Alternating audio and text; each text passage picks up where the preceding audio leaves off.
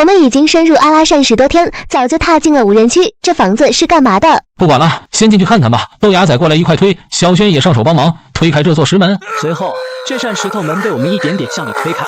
进去后，里面很黑。我打开手电照明，左手边位置有张厚石桌，石桌上放着一个石雕像，石雕像前摆着一只黑陶碗。伸手拿起那只陶碗，我看到碗里有半碗黑色固体状的东西。这不会真是个庙吧？疯子，你快看，石雕上面写着字呢。03、5、26，这是什么意思？在圆圈中心部位分别刻着阿拉伯数字。豆芽仔伸手就要去拿石雕，我打了他一下，皱眉说：“还没研究明白，连什么朝代的都不清楚，你小子是不是嫌命长了？你慢慢研究，我看看别的地方有值钱东西没。”我正研究着眼前的石雕，这时候豆芽仔突然喊道：“快来快来，疯子，你看这是什么？”豆芽仔在西北角发现一个烂铜盆，铜盆里有少半盆黑红色凝固状物体。豆芽仔伸手进去捅了捅，沾到手指上一点闻了闻，哎，这味道有味道？什么味道？骗你的，什么味道都没有，呵呵。滚犊子，没时间和你闹。这时小轩拽了拽我衣服，小声说：“云峰，咱们走吧，这里感觉阴森森的，待着老感觉不舒服。”那就走吧，我也感觉这里有些阴森。而正当我们要离开的时候，突然间我发现石雕方向有什么动静，仔细一看，竟然是羊头动了一下。小轩这时候捏着我袖子，感觉很害怕。别怕，走，我们过去看看。神鬼之说也只是无稽之谈，我倒要看看到底是谁在捣鬼。仔细一看，发现支撑着羊头的竟然是豆芽仔。你小子什么毛病？竟然把羊头戴在自己头上！云峰，我们走，别理他。不戴白不戴，疯子，我属羊的，这羊头我看着就挺好，你不要，那我要了啊。行了行了，你小子这东西少说也得30多斤，你带着也不怕藏，赶紧拿下来。而豆芽仔正要将羊头拿下来的时候，突然发现了不对劲，那就是羊头竟然拿不下来。我和小轩这时候连忙过去帮忙，可试了很久，也没能将他给拉出来。疯子，你快想想办法啊！我不想一直带着这玩意进沙漠。谁让你小子手欠，还钻羊头里了？你不是喜欢这个羊头吗？就这样吧。行了行了，你就别怪牙仔了。轩轩，你把牙仔扶到2张石桌的缝隙卡住，我来帮他拔。赵轩轩将豆芽仔扶到石桌的缝隙之后，我则是在一旁找来了一根出木棍，走到距离豆芽仔很远的距离，随后跑了过去，将豆芽仔从羊头的给逼了出来。走吧，这不已经出来了吗？走吧，这不已经出来了吗？豆芽仔脸憋得通红，他想带走羊头拿出去卖钱，结果被搞了这么一出，直接上脚开始猛踹，一连踹了好几脚，最终一脚把石柱和连接的底座踹断了，石桌上出现个黑窟窿。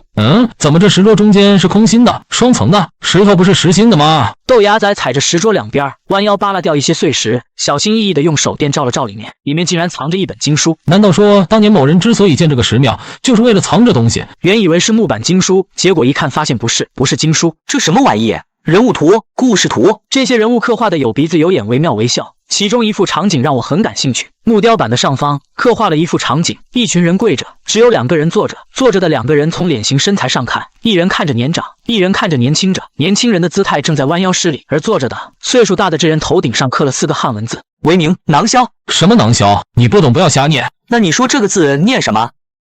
我不知道，反正不是念囊。为名是。我说怎么看着这么眼熟，这不是李元昊的小名吗？什么李元昊？我只认识李元霸，李元昊又是谁？他哥哥吗？什么李元霸？李元昊可是西夏的开国皇帝，可比元霸牛。他有5个小名：为名囊萧、拓跋元昊、为名元昊、赵元昊、青天子。他字小李，还有人叫他小李子。这是哪个把李元昊雕木头板上了？上面还用阴森森的羊头压着，这是大不敬啊！云峰，你怎么了？脸色怎么难看？没什么，走吧，先出去再说。头的作用我当时不知道，当时豆芽仔把石羊头和木雕板都装进了自己包里，搜寻了一圈没发现有其他东西。随后我们离开了食物镇，半天过去了，小轩捡了根胡杨树枝拄着当拐棍，他停下来看着前方说：“这是哪啊？你们看那些沙子，怎么有的高有的低？”这你就不懂了吧？沙堆有高有低，说明这里之前发生过沙尘暴，形成了流动沙丘。这天气反复无常，咱们1、2天的又不走出这里，我看啊，今天得早点儿找地方过夜。那水够不够？还有多少水和吃的？应该够了，银川买的还没用完，阿吉又帮咱们补充了，再坚持半个月，一点问题都没有。行，再往前走走看，找找周围有没有适合过夜的地方。而我们一边走一边找的时候，我突然看小轩心情有些低落，我问了一句：“怎么，你后悔了？”也不是后悔，就是我有时候想想，咱们这是要去哪啊？废话，你看看你那丧气样，当然去找把头。那要是找不到呢？咱们要去哪里？这个你不用管，我有自己的想法。放心吧，小轩，有我在，不会让你有危险。怎么，你后悔了？也不是后悔，就是我有时候想想，咱们这是要去哪啊？废话，你看看你那丧气样，当然去找把头。那要是找不到呢？咱们要去哪里？这个你不用管，我有自己的想法。放心吧，小轩，有我在，不会让你有危险的。晚上我们躲在沙丘后面，找了个挡风的地方扎营过夜。由于周围搜寻到能烧的东西不多，我们的火堆烧不了多久。豆芽仔坐在地上打了个喷嚏，冷啊，太冷了，冻得慌。煮方便面吧，不是带了好多袋吗？我想喝点热汤。什么好多袋，就10几袋，我们买的干馍还有不少，先吃那个，吃完了再说。傻不傻？你说你傻不傻？就不能方便面和干馍一起吃啊？泡着吃。那行吧，煮3袋。小轩哦了声，去包里翻找了。3袋不够，煮5袋。趁现在有火，我一个人吃2袋。煮好了方便面，低头正准备吃，就在这时，我老远看到了沙漠中发出一闪一闪的亮光，一亮一灭，一灭一亮。小轩也看到了。那什么，快看，别吃了。那什么，一闪一闪的，不会是外星人飞船 UFO 吧？伢子别吃了，赶紧跟我过去看看。不去不去，打死不去。哪里有什么 UFO， 全糊弄人的。我看不像是外星人，倒像是有人在打手电，一开一关。跟我去看看。随后我们3个找来手电，慢慢向远处闪光的地方走过去。离得越近，看着越像是有人在开关手电筒。忽然间，这一束光移动方向，不偏不倚照在了豆芽仔身上。谁呀？吃饱了没事干。顺着光源跑了几分钟，豆芽仔停了下来。我看到前面沙地上趴着一个人，这人眯着眼睛，身上穿的衣服上全是沙子，他嘴唇干的都粘在了一起，正机械式的单手拿着手电筒，一开一关。你谁呀？怎么在这里躺着？这男的嘴唇动了动，我们听不清说什么。我知道他可能是想喝水。你想喝水？要喝水就点点头。伢仔，把人扶起来，小轩给他拿点水。我之所以救他，是因为我感觉这人身上有股味，行里人叫土腥味。严格说，这不是一种实际存在的味道，更像一种直觉，一种感觉。小轩跑过来拿了一瓶水，随后豆芽仔为这人喝了点。能说话了不？我是旅游的，迷路了。不老实是吧？这是哪？鸟不拉屎的地方，旅到这里来了？你是要把自己捋死啊？别动，让我搜搜身。别动，让我搜搜身。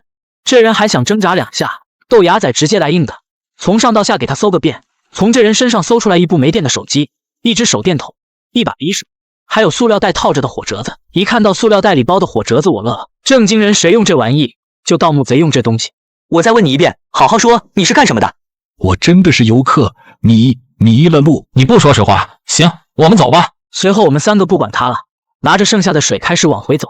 带来地，豆芽仔小声问我怎么办。别管他，咱们先睡觉，让他一个晚上再说。疯子，你说这人晚上不会冻死吧？冻死就冻死，回去睡你的觉，其他事少管。不知是敌是友，生人不能乱救，何况是在这大沙漠里，要不晚上睡着都没人知道。我晚上睡1小时，醒1小时，就这么挨到了天亮。等天亮了，我再跑过去看，那人还趴在地上，和昨晚的姿势一样，没动。喂，醒醒，喂，没反应了，不会真凉了吧？先把他带上来再说吧。而当我们将这人拖出来之后，这人没死，右小腿受了伤，粗看之下看不出来什么伤口，伤口上面一层沙子，就像芝麻烧饼上的芝麻。怪不得这人一直趴着不动，他是动不了。你腿怎么回事？踩到蚂蚁窝里了。踩到了蚂蚁窝？你说的是沙漠里住着行军蚁的那种土包？是啊，我没有绷带，就用火折子烫自己腿止了血。你做件好事，救救我吧！怪不得看着一片黑，原来是自己烫的，是个狠人。北派的南派的？怎么不说话？见他还是闭着眼睛不开口，我接着说：我们救你不为别的，只想从你口中知道点有用消息。我不相信你不知道我是干什么的。你想知道什么？你们几个人？那个团队的认不认识王先生？先给我点水。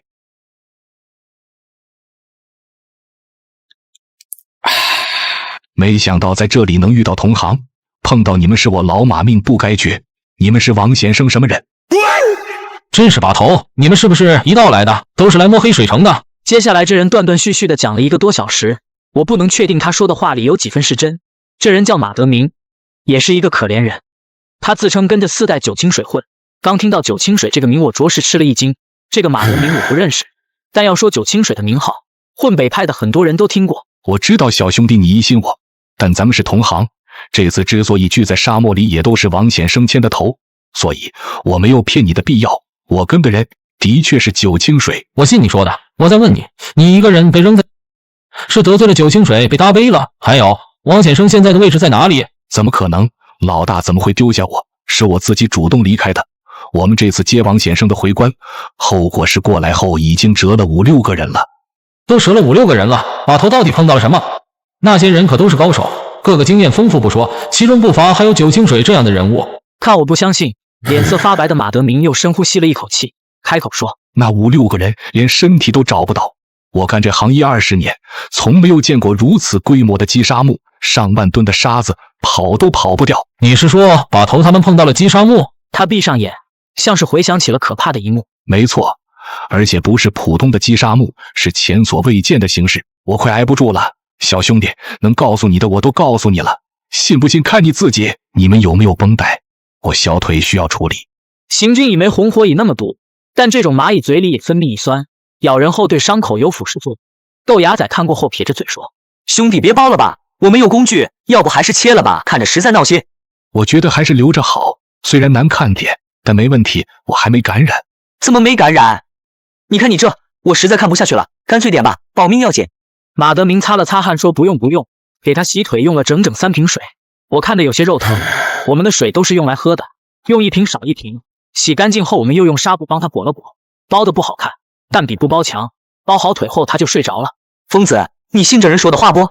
话不能全信，但应该有真的。我总觉得这人隐瞒了什么。我觉得也是，这人长得贼眉鼠眼的。今天就先不赶路，先让这人休息。他腿上有那么重的伤，也跑不了。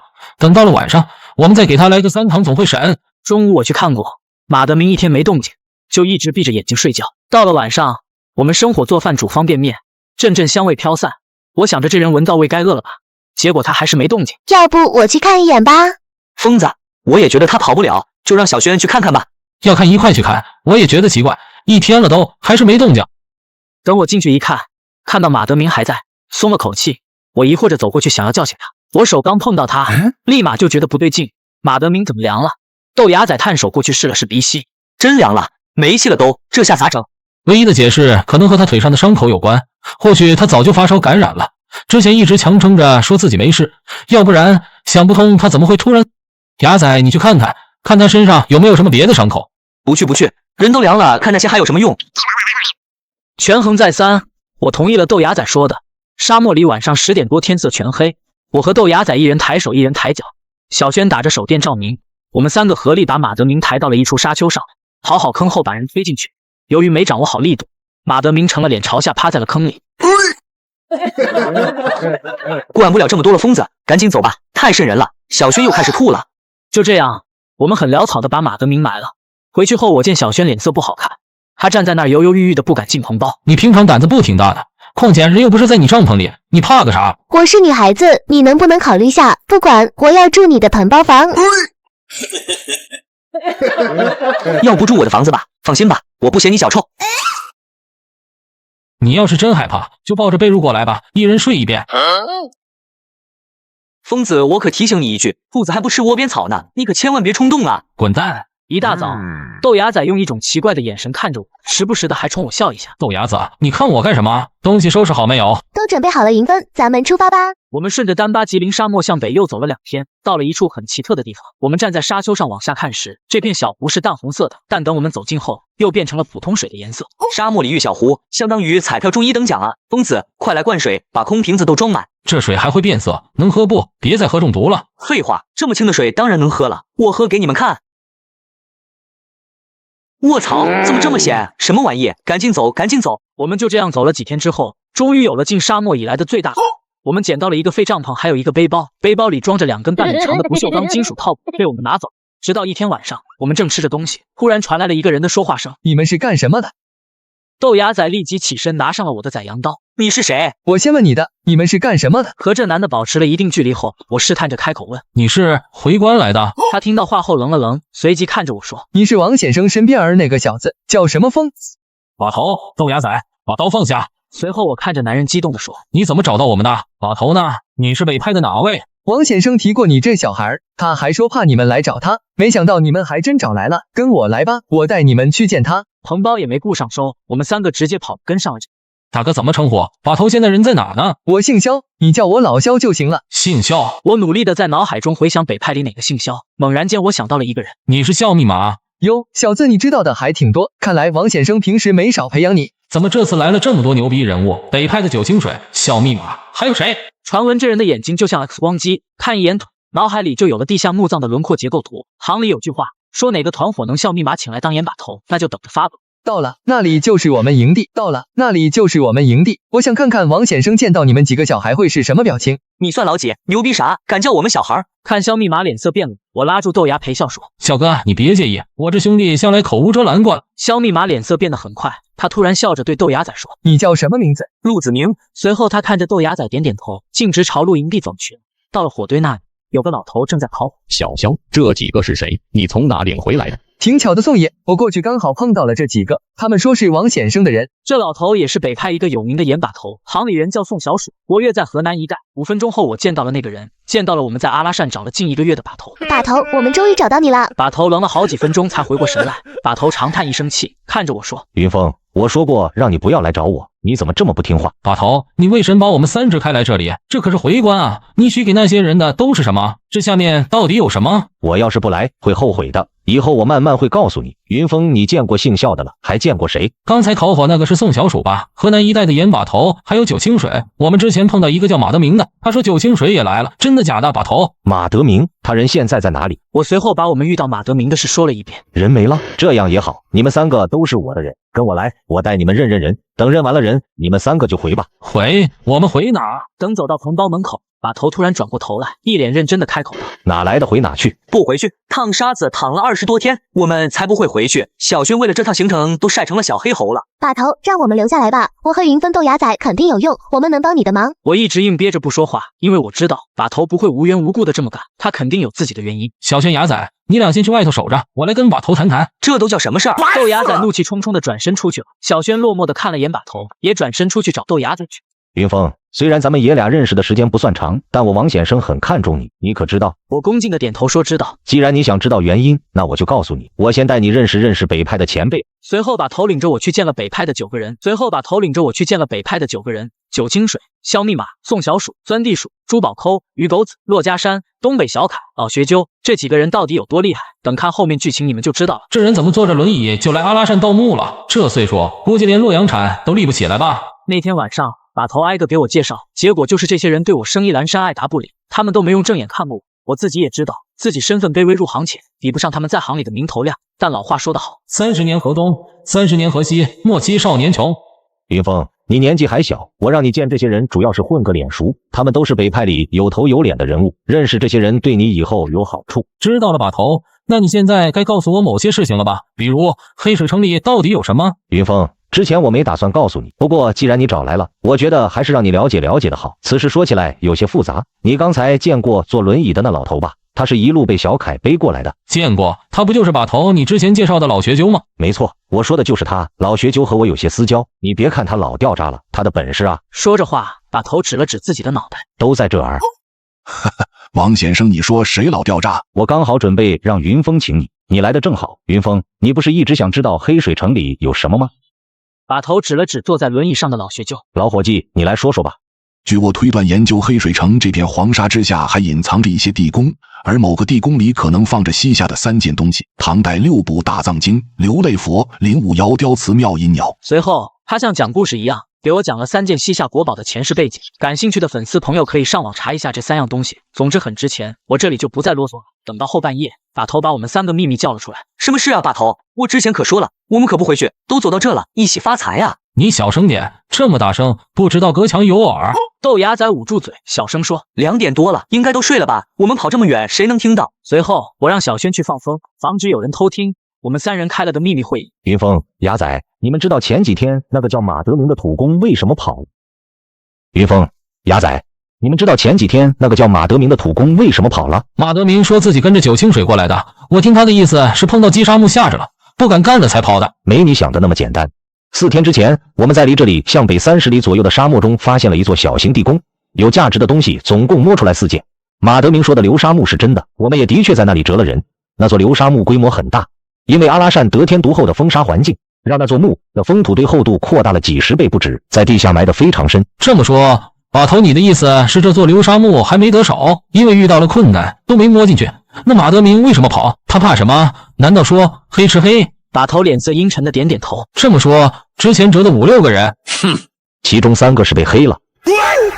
把头说完这话，看了看小轩那边，所以我才让你们走。这次不是闹着玩，折的3人中有一个是九清水的人，都不知道是谁干的。从地宫里摸出来4件东西，我王显生没敢去争。云峰，你应该知道，回关只是表面合作而已，一旦等找到了那几件东西，最后肯定会乱。说完话，把头让我摸了摸他后腰，我一摸，摸到了一块带把的硬疙瘩。枪！要是这样，那我们更得留下来了。我护着把头你，谁想打你我就先弄谁，管他什么九清水飞天属的。把头嘿嘿一笑，他一手搭在我肩膀上，一手搭在豆芽仔肩膀上。云峰，芽仔，你们2个加起来还不到40岁，我王显生都70多了，争一争也无妨。况且我不是没胜算，这9人中有2人已经和我暗中结盟了。谁？把头，你和老学究和小凯结盟了？不能说。把头，我打架厉害，我能打。那什么笑密码和东北小凯，我根本不怕他们。不服就来试试。哈哈，听我的话，明天就回银川，等我消息。如果我王显生能得到3件东西中的1件，泪佛也好，妙音鸟也好，那我会回去找你们。到时我喊价1个亿，你想想你们能分多少钱？反之，你们3个要是留下来帮我，不但自己有危险帮不上忙，还会处处牵制我的计划，到最后说不定让人全部埋在阿拉善。我叹了声气。就在此时，负责放风的小轩突然回头对我们喊：有人来了！快散开！哈哈，是王显生啊！这黑灯瞎火的地方，你和这3小孩开啥会呢？朱爷，这么晚了还不睡，难道是有闲情逸致出来遛弯？睡不着，饿了，想着四处走走，找一点柴火烤东西吃。正好看见你们4个在这里开会，要不你们也来吃点夜宵？我都弄好了。随后我们跟着珠宝抠到了他生火的地方，火堆上架着个自制烤架，架子上吊着2大把肉串。珠宝抠招呼我们坐下来吃宵夜，这把应该熟了，你们几个也来尝尝。肉串肉质有些风干，看豆芽仔和把头都若无其事的吃了。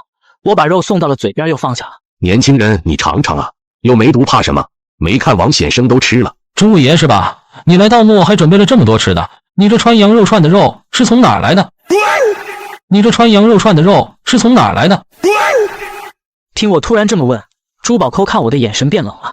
我心里暗想，为了碎银几两，六亲不认又何妨？可怜了卖肉串的店老板，要是当初肉串店老板附在了牙仔身上，会不会为自己报仇？年轻人，那你说我这肉是从哪来的？豆芽仔注意到了我表情的不对劲，疼得站起来，手拿一串没吃完的羊肉串指着珠宝抠。黄瓜，不对，是不是皇姑的肉？牙仔，你干什么？还不快坐下来！就是你！我说怎么之前碰到的那个卖肉佬折得不明不白，原来是让人给那个了。就在这时，我眼角余光间瞥到一幕，我看到珠宝抠左手不经意间搭在了他腰间的铁链子上，虽然他动作幅度很小，但还是被我看到了。我脸色已经恢复了平静。牙仔，坐下。可是我说坐下，你听不懂？豆芽仔这才不情不愿地重新坐下。我拿起羊肉串咬了一口，笑道：朱爷别见怪，我这兄弟这里有点问题，说话一向口无遮拦，什么黄瓜黄姑的，根本不知道他说的什么。哈哈，我看也是，年轻人太口无遮拦了。草草地吃了羊肉串，珠宝抠笑着说：白天见啊，王先生，我吃饱了回去睡个回笼觉，走了。我见人已经走远了，便低声把事情的来龙去脉讲了一遍。把头听后，脸色阴沉的摇头说：你俩记住，此事以后不要再提起。还有，你们天亮就离开这里，回银川后找个地方落脚，等我消息。把头，我不回去。皇姑的事就是那姓朱的干的。翅膀硬了，我是劝不动你们了。你那云峰还听我的话不？把头，我听你的。这样就对了。之前折了几个人有余下的空棚包房，你们休息几个小时，天亮以后就动身离开。半小时后，我们3挤在一顶双人帐篷里说悄悄话。疯子说吧，我知道你有计划。哎呀，往边点儿，你急死我了。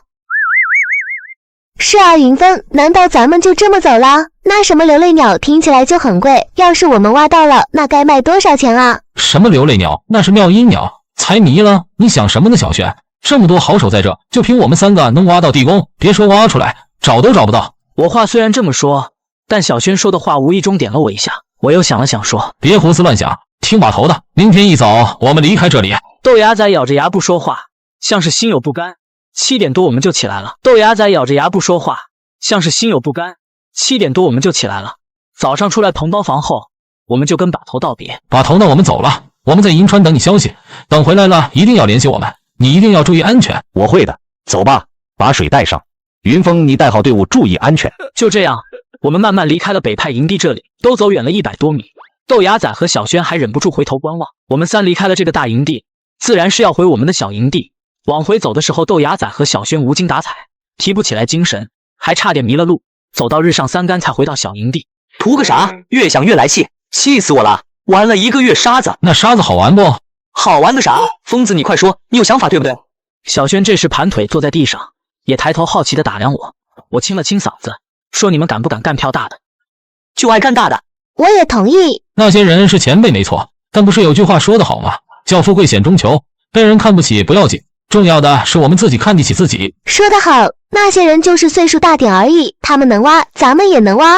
就那什么佛什么鸟，要是咱们真挖到了，能卖多少？可能1、2个亿吧。一听1、2个亿，豆芽仔和小轩瞬间脸色涨红。我们3正做着发财梦，就在此时，我忽然听到背后传来一个人的说话声：1、2个亿太少了，那怎么能卖？怎么着也得1、200亿才行，是吧，云峰？这声音听起来如此熟悉，我慢慢转过头，只见把头正一脸寒霜地站在5米开外，而把头身边给他领路的人是肖密码。豆芽仔张大了嘴，猛然闭上了，变得一本正经。肖密码手里提着个大包，继续说啊，怎么不说了？我刚才没听错吧？你们3个是打算和那些人抢东西，活腻了？对不起，把头。哎，还好我了解你，特意跟来看了一眼。云峰啊，云峰，我是让你领着他俩回银川，不是让你领着他俩去送的。随后把头从肖密码手中拿过来，包裹扔在面前，包落在地上。云峰，好好想想，选择权在你，我不会再劝你们。我最后说一句，如果你以后当了团队演把头，那么你说的话，绝你定做的事儿，要为你手下的人负责。把头说完话，直接转身离开了。他没回头。把头走后，我低头看着脚下的包裹，出神了。包里装的东西不用打开就能猜到，还能是什么？分节洛阳铲、旋风铲。疯子有工具了，我们还干嘛？我什么话都没说，直接钻进了自己棚包房里。他俩没来打扰我，我晚上一夜没合眼，想了一晚上。我问我自己，要是干的话，为了什么？此时，我脑海里一个声音回我说：为了钱，没钱谁都看不起你，没有钱，就算是你亲戚、你奶奶、你大姑父也看不起你。那我要跟把头对着干嘛？你像云峰为谁活的？你是为自己活的，还是为把头活的？小轩牙仔怎么办？你连自己活不明白，还管他们死活？畏手畏脚的不像个男人，废物一个！你就是废物一个！废物就是什么事儿都干不成，废物，废物，废物！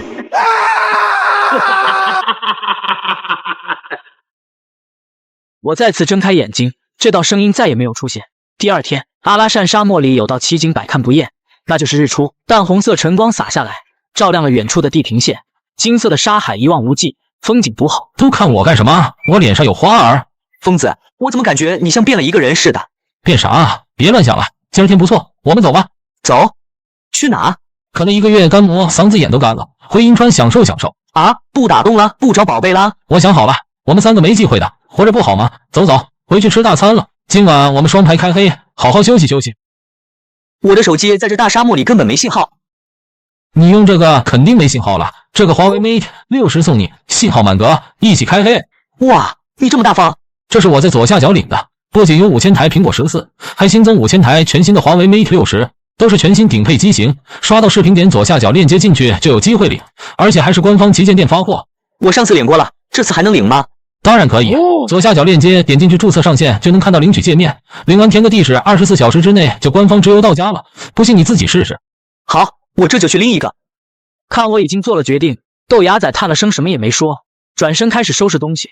我的初步计划是回银川后找刘志源，我打算让刘志源帮我们找住处，因为我们得罪了金家兄弟，给他点钱让人暂时护着，就相当于请个保镖。若是他护不住我们，实在不行我还有2计划。回邯郸，只要进了赵王宾馆，找到乞丐刘野。可遗憾的是，本来这一切我都打算好了，但有时事情来得太突然了，来得让人措手不及。那天晚上照例扎营休息，因为快回去了，我们3心情还可以，有说有笑的互相开玩笑。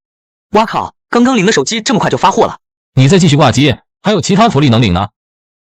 小雪，你算完了啊？怎么黑成这样？比我都黑，过2年怎么嫁出去啊？我真替你担心啊。小轩最反感我俩说他变黑了，他当即炸了毛，直接从火堆里抽出来一根烧着的树枝，撵着豆芽仔就要打他。小黑猴，小黑猴，小轩晒成了小黑猴，身上白，脸上黑，一黑一白就是丑。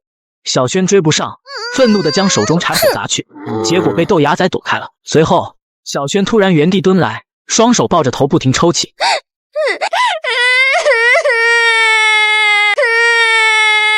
哭了，疯子，我跟他闹着玩的，怎么哭了啊？瞧瞧你小子干的好事，快跟小轩道歉。哦，别哭了，我不该说你黑，小轩你原谅我吧。小轩没说话，而是直接小跑着向远处跑去。远处大概500-600米远，有处凹陷的沙坑被风坡，小轩直接往那跑了。他跑得快，一下沙坡，我和豆芽仔就看不到他人了。看你干的好事，快别说了，我也是受害者。现在怎么办，疯子？怎么办？快跟上去啊！我招呼豆芽仔说过去看看什么情况。快要接近时，我还喊了2声，周围静悄悄的，没回应。到了沙坡下，我看到小轩坐在地上，正用双手捂着肚子。干嘛呢你？怎么坐地上了？都说了是我的错，我跟你道歉，别生气了。豆芽仔跑过去，伸手要把小轩扶起来。小轩被豆芽仔扶起来后，他双手捂着自己肚子，脸色惨白，咬着牙齿，嘴唇不停打哆嗦。怎么了？小轩你怎么？云峰快来看啊！小轩有点不对劲。我往下看了眼，发现小轩捂肚子的双手处一大片血迹，捂都捂不住。我顿时吓得六神无主，脸色煞白。快救人！这时小轩哆嗦着嘴唇，慢慢抬手指向了西北方向。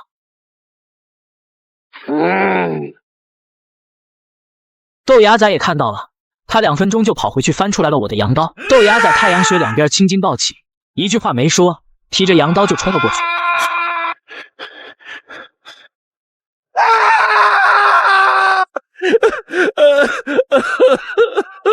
牙仔，你给我回来，拿纱布！豆芽仔一咬牙，直接将背包拉开，红着眼睛噼里啪啦把所有东西一扶脑全倒住。就这么点了，扶着。而我刚给小轩包扎好伤口，突然发现小轩此时的眼睛开始慢慢闭上。别睡，睁眼。怎么办啊，云峰？小轩他……别废话了，我背着小轩，你来打手电给我照亮，必须先送他去医院。为了加快速度，我和豆芽仔连账，棚吃的都扔了，每人只带了1瓶水和手电。我们开始轮流替换，背着小轩一路跑，也不吃也不睡，不分早上黑夜，晚上只有星星看不见路，我俩就一个人背着，另一个人打手电照明。小轩起初还对我们说话有反应，当天夜里就不行了。但好在我和豆芽仔背着小轩到了国道附近。停车！怎么办，疯子？小轩现在这情况，没人敢停车啊！就在我们手足无措之时，一辆银灰色别克小轿车主动停在了国道边，放下车窗，一名30多岁的男人探出头：“哥们，人是受伤了吗？需要帮忙吗？快扶小轩上车！”冲啊！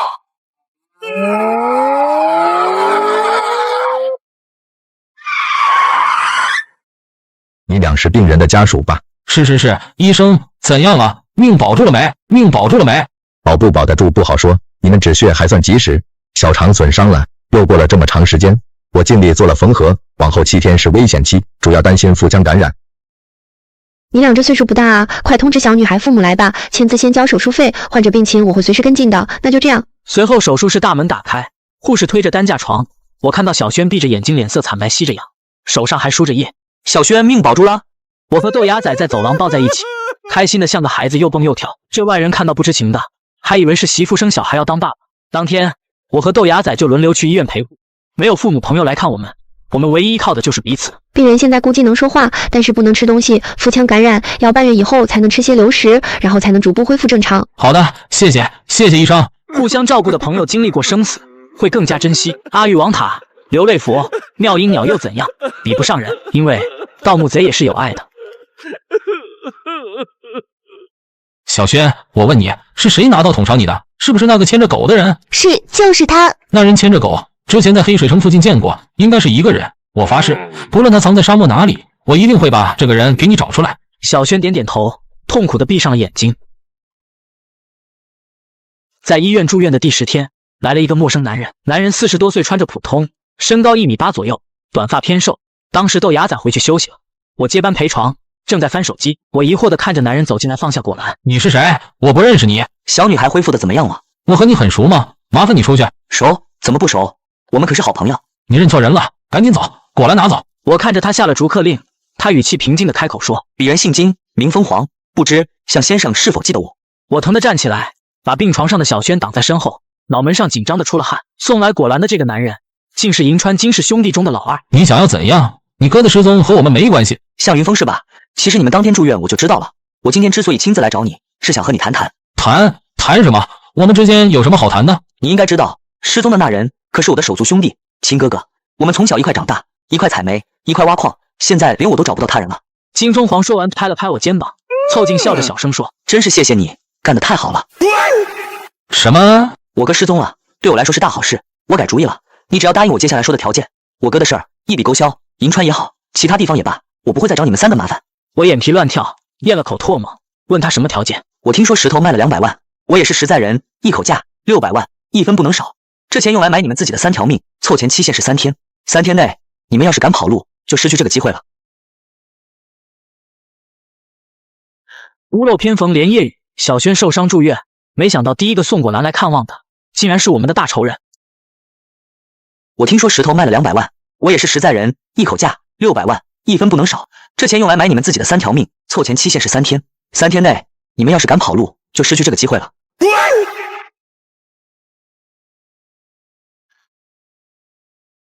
屋漏偏逢连夜雨，小轩受伤住院，没想到第一个送果篮来看望的，竟然是我们的大仇人。金钟皇走后，医院走廊里多了3个男的，一直徘徊不走。我将这事告诉了豆芽仔，豆芽仔听后抓耳挠腮的说：“搭理他干嘛？要我的钱就是要我的命，就嘎了，我也不会给他1毛钱，1毛都没有。”那你怎么打算？金钟皇说只给3天时间，小轩现在这样，难道我们要带着他跑路？对，我看跑路行，我们跑路吧。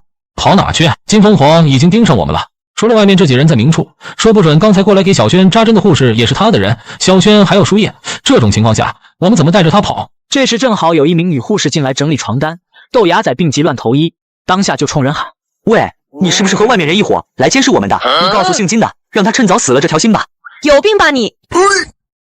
行了，你别闹了。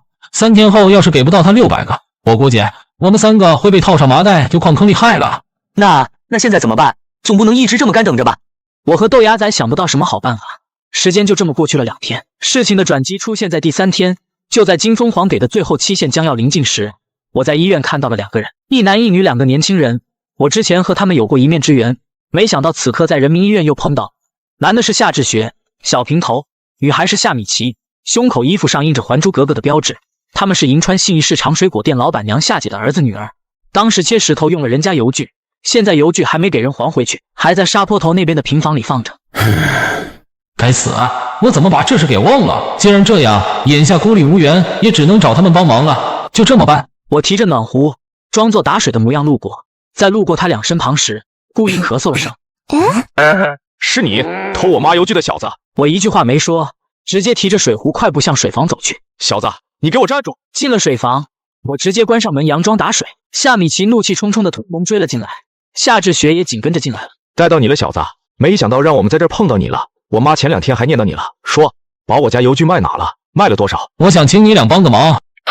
请我们帮忙？小子，你有没有搞错？我们问你要东西呢，你请我们帮忙？邮具是吧？我卖了。卖了好多？100块。100？怎么可能？上次收破烂的来过，说最少能卖500。就是，最少500。你赶紧把钱拿出来，要不我们现在就把你打爬起，再报警抓你偷东西。500没有，不过要是你们帮我的话，我给你25000。你确定你能给我25000？要是你敢骗我，你以后就不要在银川混了。你们没听明白，我说的不是给你25000，是给你们1人5000，就是1万块，买包买手机都够了。听懂了没？听到1万块这个数，夏米奇咽了咽唾沫说：“你想让我俩做啥子？”随后我让他2人靠了过来，然后我小声的把接下来的计划告诉了他俩。这么简单？我们只要这么做了，你就给我们1人5000。对，就这么简单。我唯一的要求就是你们要准时。兄妹俩对视一眼，还是没忍住包包和新手机的吸引力，答应了。说完，我提着水壶出了水房，兄妹俩没跟过来。走廊里金钟皇的人，看他们一身混子气，医院护士也没敢上来劝，其中一人还看着我笑了笑。小子，明天你们就完了。我不闻不顾，回到病房关上了门。小轩盖着被子正输液，豆芽仔瘫坐在病床上正愁眉苦脸。我猜要他的钱比要他的命还难受。我小声说：“今晚不要睡了，有行动，后半夜准备跑路。”疯子，你前2天晚上不是没看见外面的人晚上轮流看着咱们，根本不睡？你意思是咱们硬闯？我把水递给小轩，小梅小声说了我的计划。这事能不能成，除了看夏家兄妹能不能守约，还要看你。10天了，你伤口结痂了还没长牢，缝针线也没拆，你要忍住。我知道了。医院后半夜，凌晨1点多，小轩脸色苍白，从门外看进来，他还在病床上躺着盖着被子，实际上他里面已经换好了衣服。我蹑手蹑脚走到门口，探出半个头向外看去，走廊上2个人靠坐在椅子上闭着眼，正在休息。就这时，走廊里夏米奇扶着夏志学，一瘸一拐的自西向东走来，女孩手里还提着个保温饭桶。来了来了，别激动，小点声。当走到躺椅那块时，夏米奇哎呦一声，突然失手把保温饭桶打翻了，饭桶里都是冒着热气的疙瘩汤，而且不偏不倚，刚好洒了那人一腿。你找死啊！烫死我了！对不起，对不起，我不是有意的。夏米奇掏出纸巾想给他擦，男人一把推开了夏米奇。疼死了！别擦了，赶紧滚！你们干嘛？打人了！大家快来看啊！打女人了！小平头夏志学立即挥着拐杖，大呼小叫。值班保安听到了叫声，很快赶了过来。你们三干嘛的？不是病人家属不能在这儿过夜。别多管闲事，一个破保安看门狗而已，再比比弄，你信不信？好，好，好，行，你们不能走了。夜班保安岁数不大，被人骂看门狗，当时就来了脾气。他一按对讲机说：报告队长，3楼西区走廊有混子闹事，还骂我们都是狗，说队长你也是狗，快带兄弟们过来。完毕。咦，我们什么时候骂你们队长是狗了？你就是骂了，我听到了。你们俩不能走了，你们俩不能走了，你俩听到了没？随后也就几分钟的功夫，医院保安队长带着几个保安跑来了。这伙保安手里都拿着橡胶棍，领头的保安队长头上没2根毛。队长，就是他们骂你的，骂咱们都是狗。3人黑着脸不说话，其中一人感觉情况不妙，掏出来手机想打电话找人。保安队长脸色阴沉的一挥手，提着甩棍就招呼了过去。很快一帮人就打在一起。快走快走，机会来了！豆芽仔背起来小轩往上颠了颠，我小心翼翼推开门，带着他俩钻了出去。打人了，打人了！有人要打还珠格格，大家快来帮忙！夏米奇这小虎妞挺聪明的，我们跑了后还夸她来着。我也是事后才知道，为什么叫亮子的那个保安来的那么巧。原来我们答应给夏米奇5000块，夏米奇又转手花了500块雇了保安亮子。当时的银川路灯度数低，到了深夜乌漆嘛黑的，我们3个一路快步小跑出了医院。这个点打不到出租车，恰巧路边停了辆打着双闪的渣土大车，司机正在车上吃泡面。我急匆匆上前说：是不是快走了？能不能捎上我们3个？不行啊，我这不还在吃东西的吗？跑大车的干什么的不用我多说了吧。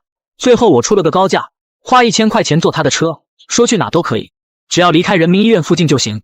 驾驶室里坐不下，大车司机让我们3葬在了后车斗里，车斗里都是挖人工湖挖上来的土和石头，很脏。司机关上车门，双闪灯一打，渣土车慢慢开始走了。2点多出发，大概凌晨3点半，大车停了下来。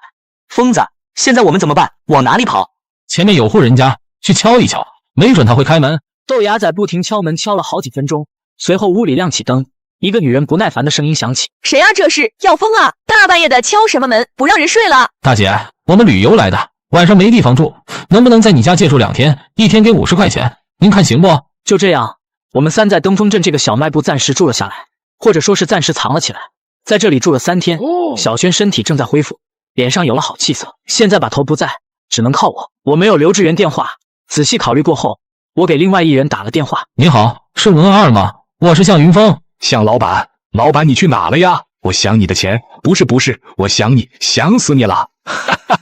老板，我现在得罪了人，遇到了难处，得请你帮帮忙。随后我将这几天所发生的事告诉了文老二，还告诉了他我得罪了金氏兄弟，现在人家在找我，我不敢去火车站，躲起来。你怎么惹到他们了？这是不好办啊！你怎么惹到他们了？这是不好办啊！老文，我在银川朋友不多，我打电话告诉你这些，是因为拿你当朋友。你要是把我卖给金氏兄弟，能得到一笔好处。我想知道你是不是也拿我当朋友？电话那头，老文沉默了几分钟，随后他开口说：老板，我爱财不假，但我不会那样做，你永远可以相信我文树普。好，我信你。2件事，第一件事是打听金氏兄弟的情况，第二是找到刘志远，告诉他云峰小兄弟有难了，需要他帮忙，让他晚上到保护小区的工地上见我。挂了电话，我拿着手机陷入了思考。得多长个心眼，先谎称我在保护小区的工地上，万一转头老文把我们卖了，我有个房妹，之前已经几次被人出卖，陈建生、阿叉、秦清平就是个咧子，我一定要保护小轩和豆芽仔。3天后，我接到文3的电话，说金氏兄弟去打印店打印了我们照片，人手不份，满大街找我们。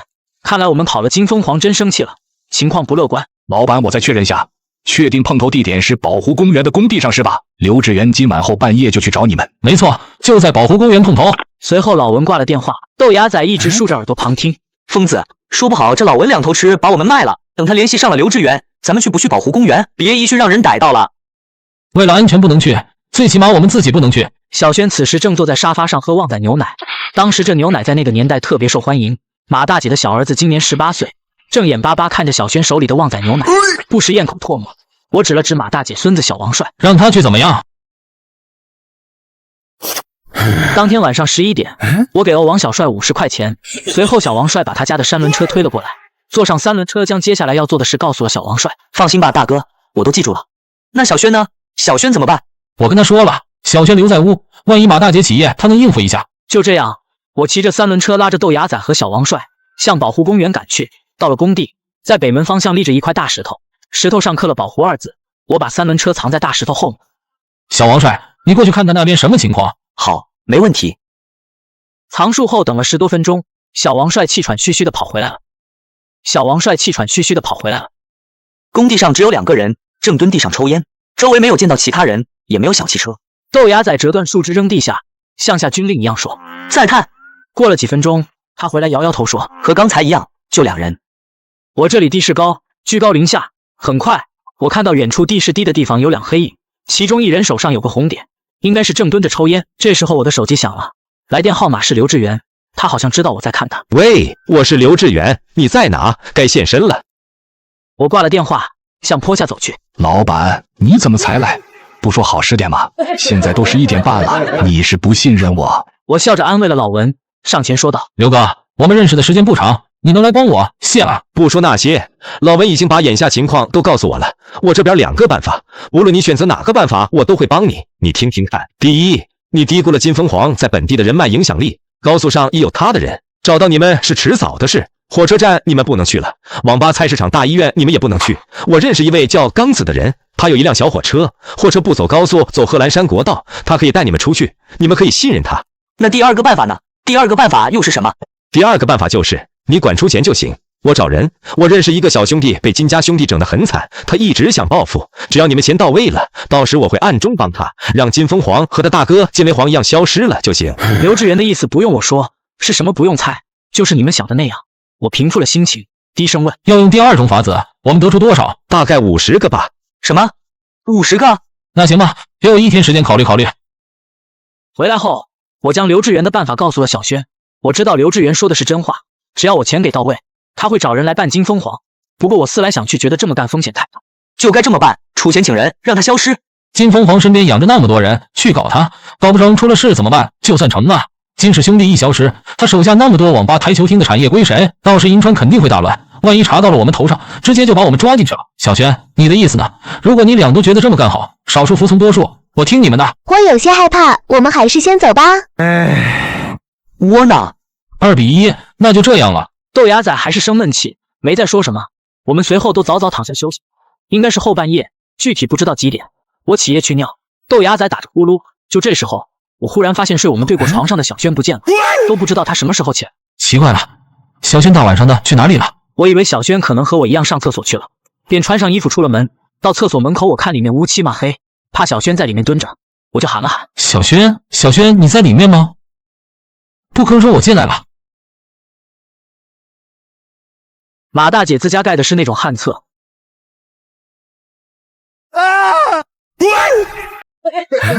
我着急忙慌地跑回去，见豆芽仔还睡着，一脚踢了他床头上。快起来！着火了！哪着火了？着火个屁！小轩失踪了，快跟我去找！豆芽仔慌乱中还把裤子穿反了，也顾不上这么多。没想到，等我们刚走到门口，小轩衣服穿得好好的，呲的开门进来。疯子，你咋呼啥？人哪失踪了？这不好好的吗？真是，我刚做了好梦，让你弄醒了。我看小轩衣服穿得好好的，只是他鞋上有不少泥。我皱眉问：“这是去哪了？脚上怎么着这么多泥？”快冬天了，外面真冷啊！我刚才睡着了，被外面的猫叫声吵醒了，估计是野猫，叫得我睡不着。我去外面赶猫了。赶猫？我怎么没听到有猫叫？那是你俩太困了，睡得太死。没事了，快回去睡吧，明天还要赶路。第2天傍晚离开枫灯镇的，告别了马大姐一家。我们去了保护公园，晚上7点半，天色擦黑，刘志远开着黄面的如约而至，拉开车门，我们3个带着行李上了车。我没看到老文，便说：“老文呐，刘哥你脸色不太好看，怎么了？”刚才路过前进街红绿灯，有辆桑塔纳跟了我面的，我让老文去挡了，我怀疑是金凤凰的人，你们别墨迹，快关门！快走快走，离开这里！刘志远开得很快，从宝湖路开始走后，一连好几个红灯都没停，他都是一脚油门直接冲过去的。等上了国道，见后视镜里没有车跟来，刘志远松了口气。我特意绕了远路，到刚子那儿还得1个小时吧，应该没事了。慢慢开着，刘志远打开车上音响，放了一首歌。我要穿越这片沙漠，找寻真的自我，身边只有一匹骆驼陪我。唱的什么玩意这是？对，就这歌好听。豆芽仔靠在后座上，撇着嘴。刘志远突然关了音乐，歌声戛然而止，因为我看到我们身后几百米远的地方，跟着2辆没牌子的黑色桑塔纳。桑塔纳在国道上开得很快，离我们越来越近。抓好，坐稳了。说完话，他一脚油门直接踩到底，车子速度瞬间提高，很快就破了100，而且丝毫没有停的意思。刘志远黑着脸，紧紧把着方向盘。我头一次坐这么快的车，车窗外那些景色嗖的一下就闪过去，我真怕这辆破车撑不住散架。快，再快点，要被跟上了！不能再快了，车子冒烟了都。那怎么办？你快想想办法啊！行了，我先打个电话，让刚子来接我们。刚子，是我，出了点状况，被人咬上了。我现在还在宁夏段，大概10多分钟后到星星湾岔路口，我最多能甩开他们3分钟。你把货车打双闪藏路边儿，等我一到，立即安排他们3个上车。听清楚了没有？刘志远刚说完话，车子猛然提速，仪表指针定格在150迈，已经不动了。我知道现在的速度怕不止150。豆芽仔开始还好几句，几分钟后他的表情和我差不多。车子直线加速甩开了2辆桑塔纳，在接近星星湾段岔路口时逐步减速。下了车，爱丽舍的轮胎一阵烧糊味，这还是拐弯少。就这豆芽仔下车也吐了2口。你们终于来了，志源哥，快，直接上车！3个人钻后排非常挤。刚子紧张地说：“那就这样，我们走了，刘哥。那就这样，我们走了，刘哥。”看着刘志远点了点头，互道了声保重。我和小轩挤在货车的车厢，上路了。我拉你们去住的地方，志源哥把你们交代给我了，我可得把你们安顿好。刚子开车把我们带到了一家名叫三游旅馆的旅店，位置离甘肃博物馆很近。刚子和旅店老板发哥很熟。上了2楼，刚子说：“天很晚了，几位，我先走了。秃头发我老朋友了，你们在这里安心的住着吧。金凤凰找不到这里，我还要在兰州待一段时间，有什么事电话联系。”那没事了，刚子哥，你去忙吧。走吧，3位，先带你们去休息。他给我们准备的都是单人间，我和小轩、豆芽仔1人1间。我的房间在靠近楼梯口的位置，小轩的房间靠着走廊中间。那天晚上我正睡着，可能是2点多或者3点多，我忽然闻到一股刺鼻的味道，就跟那种烧皮子的味道很像。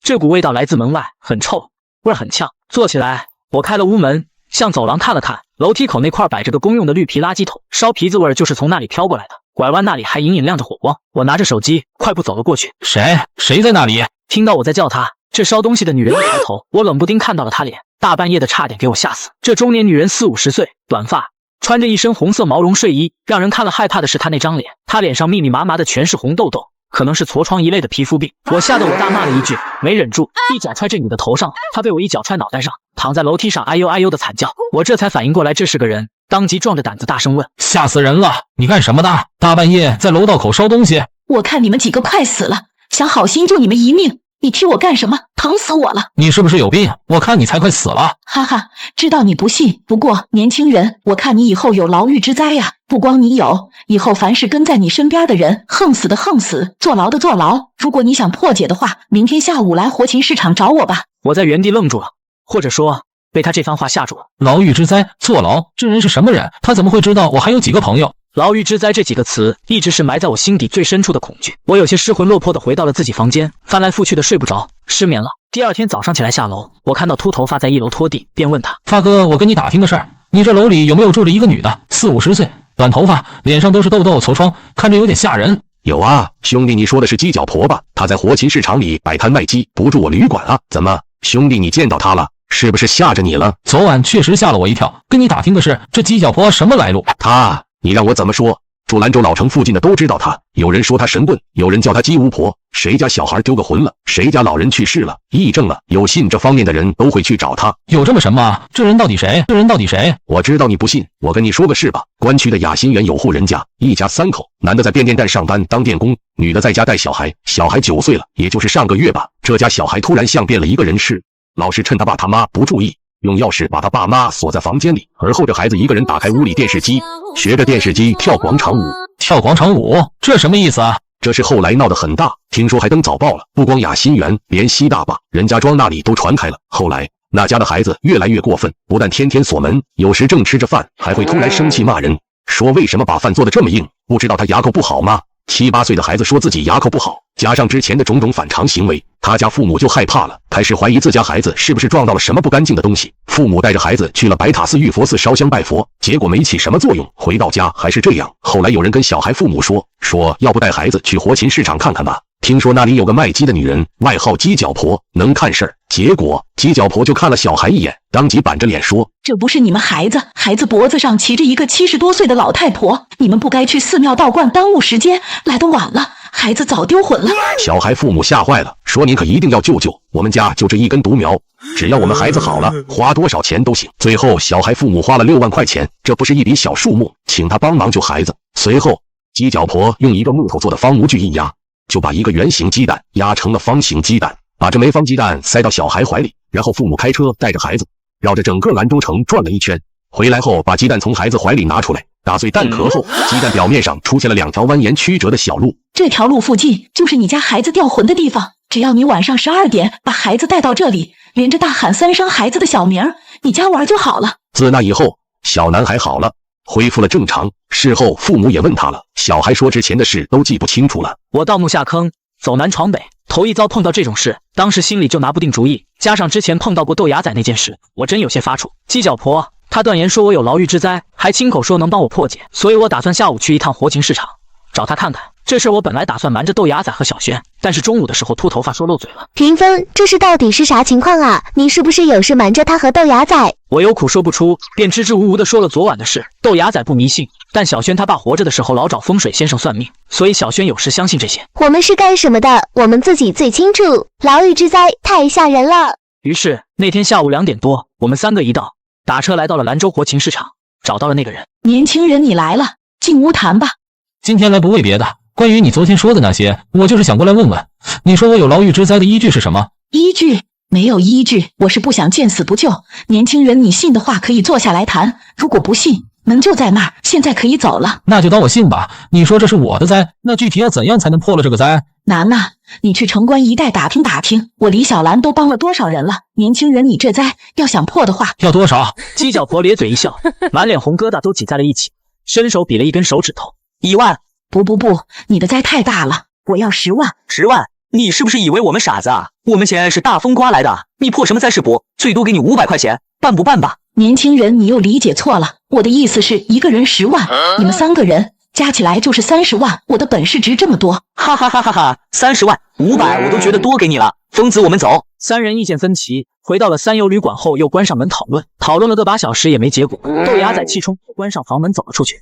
小轩，你伤怎么样了？云峰，要不想说什么就直接说，怎么吞吞吐吐的？我心里不踏实，老害怕。别管豆芽仔，要不咱俩凑钱给了那个鸡脚婆，让她帮我们破了这个灾。鸡脚婆说要30万，你的意思是咱俩一人出15万？小轩看着我点点头，不过很快他又摇头，低着头，有些不好意思地说：“是这样的，云峰，我现在身上只有5万多了，你能不能多出10万？这钱我以后还你。”什么？怎么会？上次分阿育王塔的钱呢？给你分了好几十啊！你钱都花了，买了什么？小轩支支吾吾了半天，一会儿说自己买珠宝首饰了，一会儿又说自己借给香港的一个朋友了，前后不搭。于是我又让他把买的珠宝首饰拿出来看看，结果等我翻开首饰盒看到里面的东西，愣住了。这些都是啥玩意？翡翠？你什么时候买的？花了多少？小轩低着头不敢看我，哼哼唧唧跟蚊子说话一样。我追问，没听清楚，大声点。55万！你这败家！我差点骂出来，我气得使劲揉脸，都快把自己脸戳烂。深呼吸一口，我看着不敢抬头看我的小轩说：“恭喜你，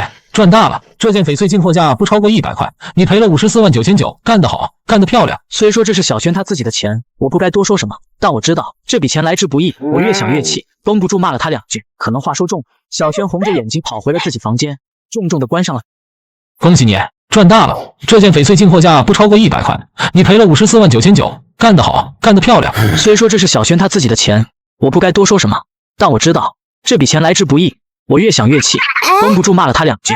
可能话说重了，小轩红着眼睛一把从我手中拽过首饰，跑回了自己房间，重重的关上了房门。算了吧，这事先放一放，先哄哄小轩再说吧。隔天早上，我在菜市场买了2条鱼，小轩还在生我的气，见我回来也不搭理，直接把脸扭到了一边。我提起来塑料袋哄他道：“你看我买回来什么了？鱼，等下我去找发哥借点味精调料，晚上我们蒸鱼吃。”谁稀罕吃你的鱼？说完，小轩砰的一声带上了房门。我就不信，凭我的手艺，等下满楼道都是鱼香味，不信他到时能忍住不吃。随后，我去了楼下发哥的厨房，准备给小轩做鱼。其实我也不会做鱼，就瞎做的。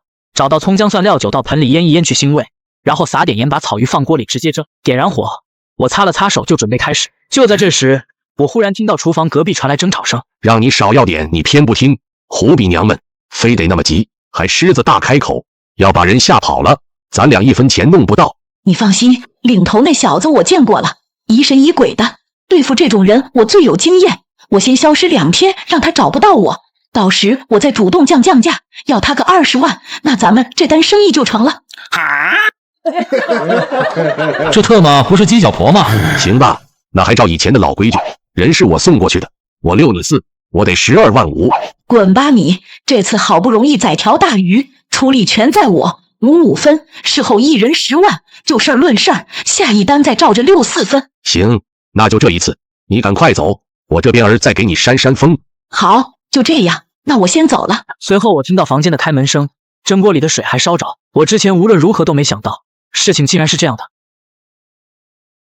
之前秃头发给我讲的绘声绘色，说鸡脚婆会看事儿，多么神，多厉害！狗屁呀！什么看事儿，什么牢狱之灾？要不是我今天想着吃蒸鱼，又恰巧听到了他们的对话，那最少10多万就没了。鱼蒸好了，端着鱼回到2楼房间，我坐在椅子上陷入了思考。我在想，如果是把头碰到了眼前状况，他会怎么做？是撕破脸皮，当面戳破秃头发鸡头婆，还是不管不顾，当做什么事都没发生？哟，隔着门大老远都闻到香味了，蒸鱼啊！先别动，去叫小轩过来一起吃。疯子，你哪里得罪大小姐了？我怎么看人还生你气？放心吧，我来当这和事佬，一会儿看我的，这就把他叫来。 10多分钟后，小轩走了进来。